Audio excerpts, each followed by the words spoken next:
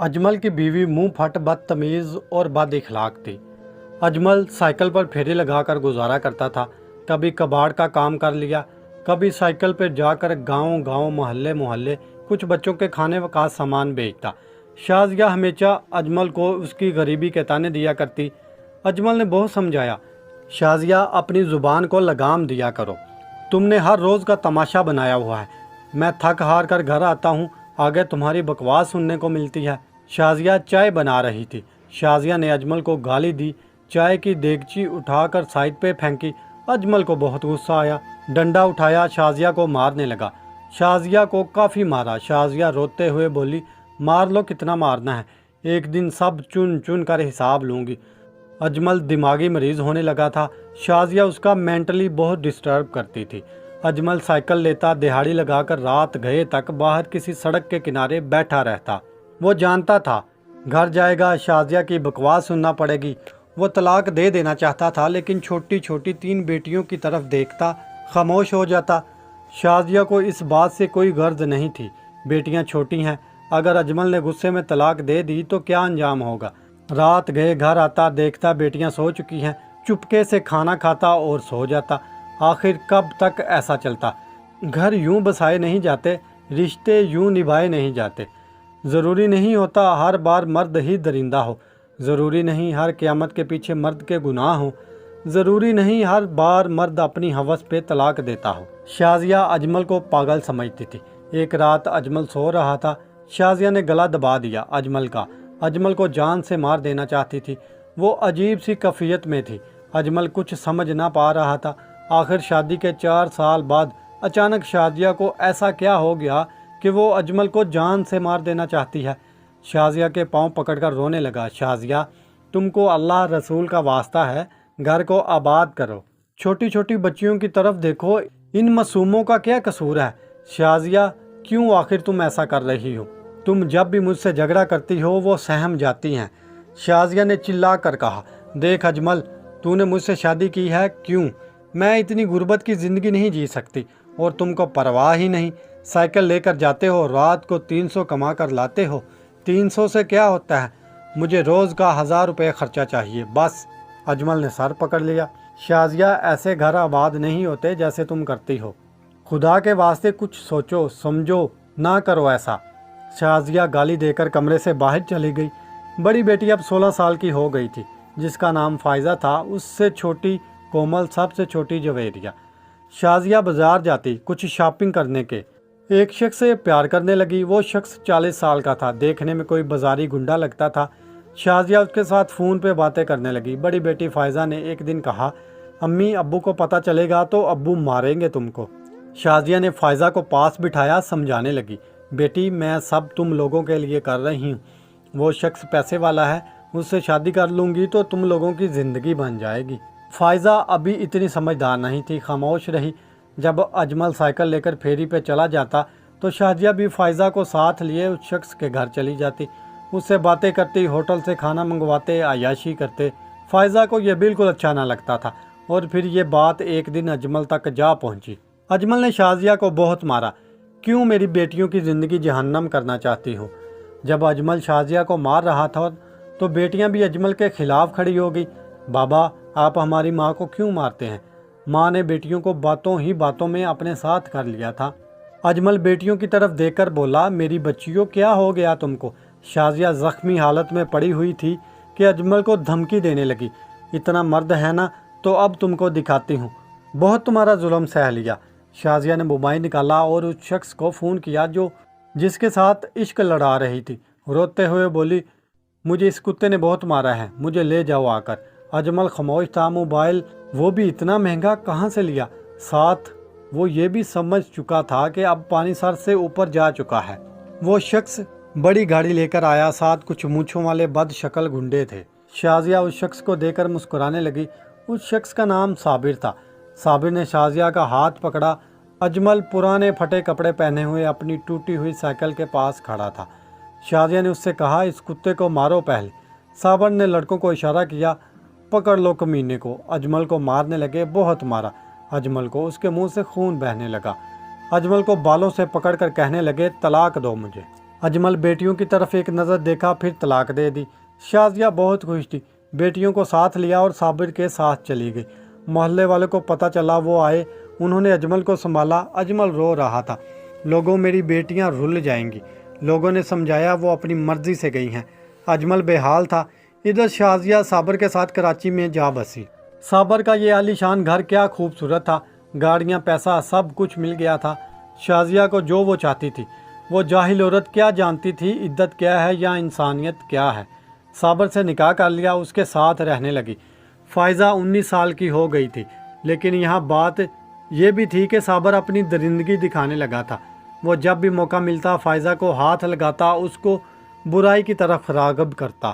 فائزہ اب بچی نہیں تھی، بڑی ہو چکی تھی۔ چھوٹی بہن کومل بھی جوان تھی۔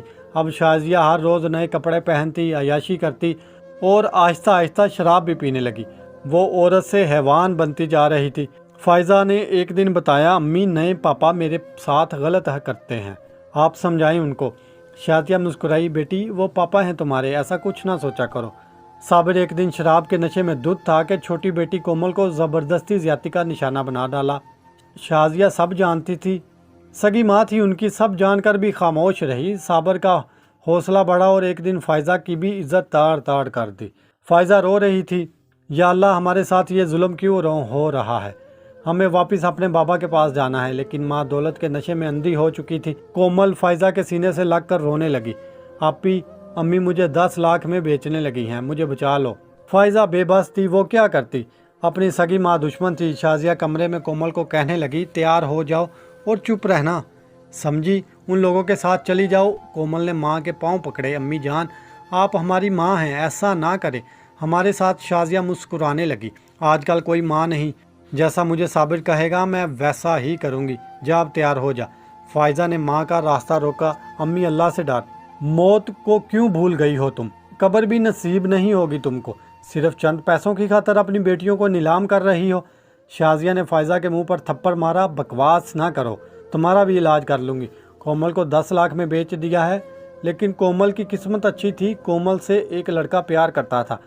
کومل نے اسے جب ساری بات بتائی، وہ لڑکا فائزہ کی مدد سے کومل کو بھگا لے گیا، جس پہ شازیہ غصے سے جل اٹھی۔ فائزہ پہ بہت تشدد کیا، بہت مارا فائزہ کو۔ شازیہ نے ظلم کی ہر حد پار کر دی تھی، ماں نہیں بدبخت تھی۔ وہ فائزہ کو بازاروں میں لے کر جا کر فروخت کرنے لگی۔ صابر دلال بن گیا، ہر روز ماں کے ہاتھوں درندوں کے سامنے پھینکی جاتی۔ فائزہ اللہ سے رو رو کر دعائیں مانگتی ہے، اے اللہ میری مدد فرما۔ فائزہ کو جب سگی ماں فروخت کر کے گھر آتی تو فائزہ اس مرد کو کہتی، میں ساری رات کے لیے تمہاری ہوں، بس مجھے 2 نفل پڑھنے کی اجازت دے دو۔ کچھ مرد اجازت دے دیتے، کچھ نوچ ڈالتے۔ ماں ہر رات 10,000 وصول کرتی، سونے کے کنگن پہنے ہوئے صابر کے ساتھ عیاشی کرتی۔ ایک رات کالج کے کچھ لڑکوں نے فائزہ کو خریدا۔ رات کو فائزہ جب سامنے آئی تو ان سے کہنے لگی، میں نوافل ادا کر دوں۔ وہ لڑکے حیرت میں تھے، دھندا کرنے والی لڑکی اللہ کو یاد کر رہی ہے۔ جب فائزہ نے نفل پڑھ لیے تو ایک لڑکا بولا، ہم سمجھے نہیں، دھندا کرتی ہو، تمہاری عمر بھی ابھی اتنی نہیں، پھر یہ نفل ادا کرنا۔ فائزہ خاموش رہی، لڑکے سمجھ رہے تھے فائزہ مجبور ہے۔ ایک لڑکے نے بہن کہہ کر پکارا اور پوچھا، بتاؤ کیا ماجرا ہے؟ فائزہ رونے لگی، میری ماں زبردستی یہ سب کرواتی ہے مجھ سے۔ فائزہ نے سب کچھ بتا دیا۔ لڑکوں کو ترس آ گیا۔ ان لڑکوں میں ایک کا نام عدیل تھا جو نیا پولیس میں بھرتی ہوا تھا۔ اس نے فائزہ کو تسلی دی، تم گھر واپس جاؤ، ہم دیکھ لیں گے۔ لیکن فائزہ گھر نہیں جانا چاہتی تھی، روتے ہوئے بولی، میری چھوٹی بہن کو بچا لو، میری ماں میری چھوٹی بہن کو کسی بیرون ملک بیچنا چاہتی ہے۔ فائزہ کو سب نے تسلی دی، کال بھی پولیس کو کر دی، لیکن دیر ہو چکی۔ صابر اور شازیہ فائزہ کی چھوٹی بہن کو لے کر ہانگ کانگ روانہ ہو گئے تھے، لیکن صابر دھوکے باز تھا۔ اس نے کچھ ڈرگز شازیہ کے بیگ میں چھپائے تھے، اپنے ایئرپورٹ سے رشوت دے کر نکل گیا۔ یہاں پولیس نے انویسٹیگیشن کی تو پتہ چلا کہ وہ ہانگ کانگ روانہ ہو گئے ہیں۔ جویریہ بھی ساتھ تھی۔ ہانگ کانگ میں اپنے سفارت خانے میں ایک لڑکی کے سمگل کرنے کی رپورٹ گئی، تصاویر بھی جاری کر دی گئی۔ جیسے ہی شازیہ، صابر اور جویریہ ہانگ کانگ ایئرپورٹ پر اترے، چیکنگ کے دوران شازیہ ڈرگ سمگلنگ کرتے ہوئے پکڑی گئی۔ شازیہ حیران تھی، یہ کیسے میرے بیگ میں آ گئی؟ صابر بھاگنے لگا، پولیس نے اسے بھی پکڑ لیا۔ جویریہ کی تصاویر جاری کر دی گئی تھی، اس لیے ان پہ 2 کیس فائل ہوئے۔ اس ملک کے قانون کے تحت سزائے موت تھی۔ جویریہ کو واپس ملک بھیجنے لگے۔ تو شازیہ چیخ چیخ کر رونے لگی۔ میں اس کی ماں ہوں۔ جویریہ آخر بیٹی تھی، ماں کے ماتھے پہ بوسہ کیا۔ ماں کیا قیامت کے دن اللہ کے سامنے میں الگ سے حساب لوگی؟ جویریہ واپس ملک آ گئی۔ فائزہ کے سینے لگ کر بہت روئی تھی۔ پولیس کی مدد سے ان کے سگے باپ اجمل کو تلاش کیا۔ فائزہ گھر گئی، دروازے پہ دستک دی۔ بابا نے دروازہ کھولا۔ اجمل نے دیکھا اس کی بیٹیاں آ گئی ہیں، سینے لگا کر رونے لگا۔ بہت رویا، میری لاڈلی بیٹیاں آ گئیں واپس۔ فائزہ نے بابا کے سینے لگ کر سارا قصہ سنایا۔ اجمل بہت رویا، بیٹیوں کے سر پہ ہاتھ رکھا۔ اجمل نے دوسری شادی ایک حافظ قرآن سے کی تھی۔ اس نے اجمل کو سنبھالا تھا، گھر کو آباد کیا تھا۔ جو گھر کبھی کچا تھا آج وہ پکے تھے۔ اس گھر میں سکون ہی سکون تھا۔ ہانگ کانگ کی عدالت نے صابر اور شازیہ کو درد بھری سزائے موت سنائی۔ شازیہ کو اب صابر سے بدبو آنے لگی تھی۔ اب چیخ چیخ کر روتی تھی، سر کے بال نوچتی، اللہ سے معافی مانگتی، مجھ سے کیا گناہ ہو گئے۔ وہ کبھی فائزہ کو آواز دیتی، کبھی کومل کو، کبھی جویریہ کو، پھر اجمل کی باتیں یاد کرتی۔ وہ سجدے میں گر کر اللہ سے معافی مانگتی، اور پھر 7 بار پھانسی دی گئی شازیہ کو۔ اس کی لاش کو بھوکے شیروں کے آگے ڈالا گیا۔ صابر کو بھی 3 بار پھانسی دی گئی تھی۔ جانتے ہو اس میں قصور کس کا تھا؟